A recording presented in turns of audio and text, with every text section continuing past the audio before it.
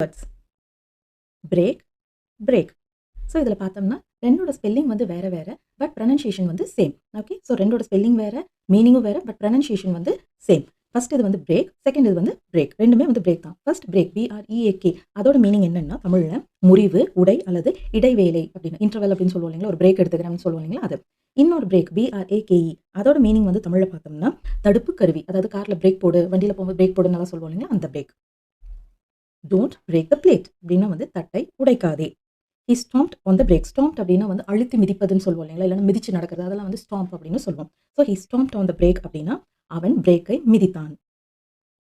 Second one வந்து piece, piece. ரெண்டுமே வந்து பீஸ்ன்னு தான் சொல்லுவோம். ஃபர்ஸ்ட் பீஸ் இருக்கு இல்லைங்களா, PEACE, அதோட அர்த்தம் வந்து என்னன்னு பார்த்தோம்னா சமாதானம், இன்னொரு மீனிங் வந்து அமைதி. ரெண்டாவது பீஸ் PIECE, இது வந்து என்னன்னா துண்டு அல்லது வந்து சிறிய பகுதி, சிறு பகுதி அப்படின்னு அர்த்தம். He is searching for inner peace அப்படின்னா அவர் மன அமைதியை தேடுகிறார். I took a small piece of cake அப்படின்னா நான் ஒரு சிறிய துண்டு கேக்கை எடுத்தேன். அடுத்தது C, C. So first C வந்து SW, அதோட மீனிங் வந்து பார்த்தோம் அப்படின்னா பார் அப்படின்னு அர்த்தம். இதே செகண்ட் சி SEA, அதோடது வந்து பார்த்தோம்னா கடல் அப்படின்னு அர்த்தம்.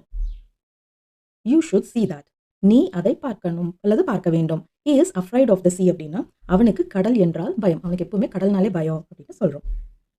அடுத்த செட் வந்து wait, wait. So first wait WAIT, அதோட மீனிங் வந்து பார்த்தோம்னா காத்திருப்பது. செகண்ட் வெயிட்டோட மீனிங் வந்து பார்த்தோம்னா எடை, கனம், பாரம் அதெல்லாம். You don't wait for me, நீ எனக்காக காத்திருக்காதே. I have put on weight அப்படின்னா நான் எடை கூடிவிட்டேன் அப்படின்னு அர்த்தம்.